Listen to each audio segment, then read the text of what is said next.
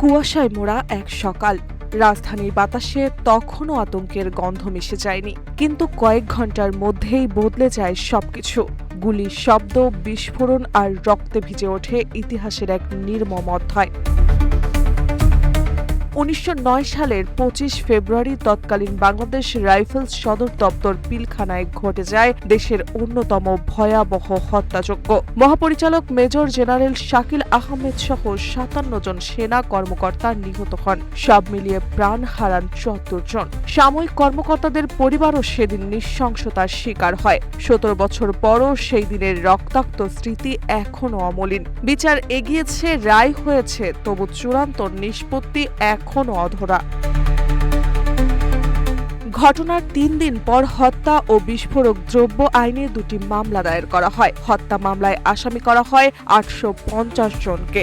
সংখ্যার বিচারে দেশের ইতিহাসের সবচেয়ে বড় ফৌজদারি মামলা। ২০১৩ সালে ৫ নভেম্বর বিচারিক আদালত রায়ে ১৫২ জনকে মৃত্যুদণ্ড, ১৬০ জনকে যাবজ্জীবন এবং ২৫৬ জনকে বিভিন্ন মেয়াদে কারাদণ্ড দেন। খালাস পান ২৭৮ জন। ভবিষ্যৎ হোক নিরাপদ, বিনিয়োগ হোক বিশ্বস্ত, আর আমার পছন্দ salt bay. Welcome to salt বে।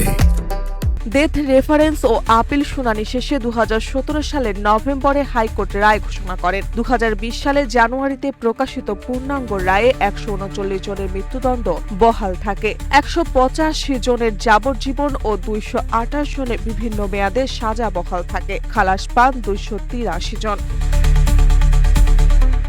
এখন মামলাটি আপিল বিভাগের শুনানির অপেক্ষায়। রাষ্ট্রপক্ষ ও আসামি পক্ষ উভয়ের আপিল ও লিভ টু আপিল করেছেন। আইনি লড়াইয়ের শেষ অধ্যায় এখনো বাকি। হত্যা মামলার পাশাপাশি বিস্ফোরক আইনের মামলাতেও চলছে দীর্ঘ বিচার। ১৩৪৪ সাক্ষীর মধ্যে এখন পর্যন্ত ৩০২ জনের সাক্ষ্য গ্রহণ শেষ হয়েছে। মামলাটি বিচারাধীন রয়েছে কেরানীগঞ্জের বিশেষ আদালতে। ১৭ বছর পরও এই মামলার নিষ্পত্তির অপেক্ষায়, যা বিচার প্রক্রিয়া দীর্ঘ সূত্রতার প্রশ্ন সামনে এনেছে। পিলখানার ঘটনার পর পুনর্গঠন করা হয় বাহিনীটি। আইন পাশের মাধ্যমে ২০১১ সালে ২৩ জানুয়ারি থেকে নতুন নামে যাত্রা শুরু করে বর্ডার গার্ড বাংলাদেশ বিজিবি। পরিবর্তন হয় কাঠামো, শৃঙ্খলা ও প্রশাসনিক ব্যবস্থা। পিলখানা হত্যাকাণ্ড শুধু একটি ফৌজদারি মামলা নয়, এটি রাজনৈতিক বিতর্ক ও রাষ্ট্রীয় আলোচনার অংশ হয়ে উঠেছে।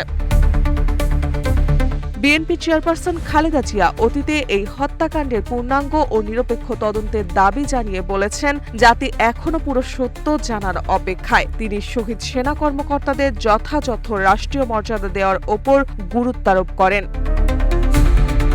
অন্যদিকে বিএনপির চেয়ারপারসন ও বর্তমান প্রধানমন্ত্রী তারেক রহমান নির্বাচনের আগে ঘোষণা দেন, রাষ্ট্র পরিচালনার দায়িত্ব পেলে বিডিআরের নাম ও ইউনিফর্ম পূর্ণ বহাল এবং ২৫ ফেব্রুয়ারিকে শহীদ সেনা দিবস হিসেবে ঘোষণা করা হবে। প্রধানমন্ত্রী হিসেবে শপথ নেওয়ার পর এক বাণীতে তিনি ২৫ ফেব্রুয়ারিকে জাতীয় শহীদ সেনা দিবস হিসেবে উল্লেখ করেন। তিনি বলেন, সশস্ত্র বাহিনী দেশের সম্মান, বীরত্ব ও গৌরবের প্রতীক। ভবিষ্যতে যেন কোনো ষড়যন্ত্র তাদের বিরুদ্ধে সফল না হয়, সেই অঙ্গীকারে ঐক্যবদ্ধ থাকতে হবে। সেই প্রেক্ষিতে তিনি আজ সকালে শহীদদের কবরে শ্রদ্ধা জানান।